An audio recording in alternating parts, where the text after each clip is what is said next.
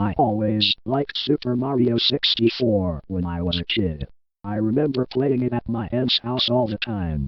Well, one day pop-up appeared out of nowhere as I was watching gameplay footage on YouTube.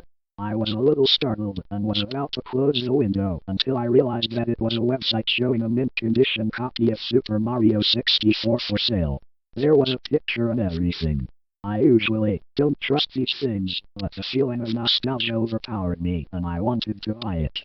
The whole business was peculiar, seeing as how the owner of the game wanted the buyer to send an envelope containing $10 to an address on the site, instead of using something like PayPal. What made things even more strange was that when I tried to gain access to the website, I wrote down the URL after encountering problems with the game. The page was nowhere to be found. A few days after the $10 was mailed, I got a package containing the new copy of the game. The first thing I noticed when I opened the small box was that the official sticker with Mario flying in the air was apparently peeled off or something. In its place was a piece of duct tape with Mario crudely written on it in permanent marker. I felt a little ripped off, but as long as the game worked, I didn't care.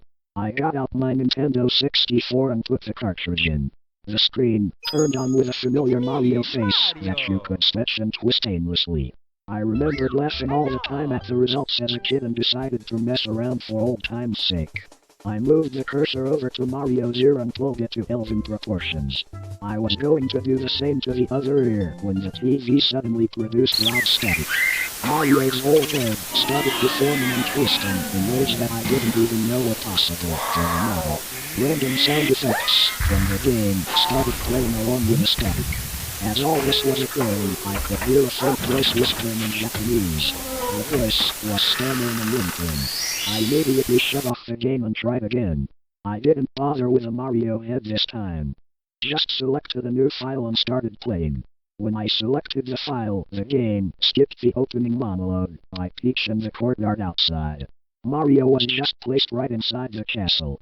Creepier still, Bowser didn't say anything either. I tried to ignore it and played anyway. However, I also noticed that there was no music. Just dead silence.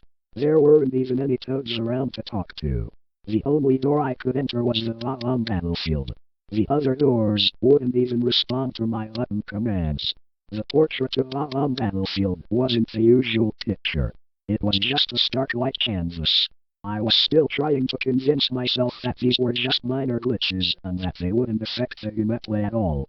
Once I entered the portrait, the image suddenly went from a blank canvas to the lethal lava lamp painting. You know, that slightly unsettling image of the flame with the evil smile? Yeah, that's when I started getting really suspicious. The mission select menu came up, and yet another weird detail was present. Instead of Big Bomb on the summit, the mission was called Turn Back. I have no idea what drove me to press A, but I did. The level seemed normal. Everything was how I remembered it. I thought I could finally enjoy my favorite childhood game. But then I saw him. Luigi. I was absolutely shocked. He was never in this game. His model wasn't even a Mario palette swap. He looked like a completely original model. Luigi just stood there until I tried to approach him. He started running at unexpected speeds. I followed suit and went through the level. Strange things happened as I pursued him. Each time I picked up a coin, the enemies and music would get slower and the scenery would look darker in color and more morbid. It kept gradually getting worse until I collected a fifth coin. Then, the music just stopped. The enemies lay down on the ground like they were dead. I was seriously freaked out, but I kept chasing Luigi. I went up the hill. No cannonballs rolled down trying to knock me over. I really wasn't surprised at this point. Luigi was always just out of my sight as I ran. Once I reached the summit, I saw yet another object out of place. A small cottage was all that was seen on the top of the hill. Luigi was nowhere to be found.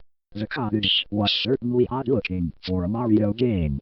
It was old, plain, and broken down.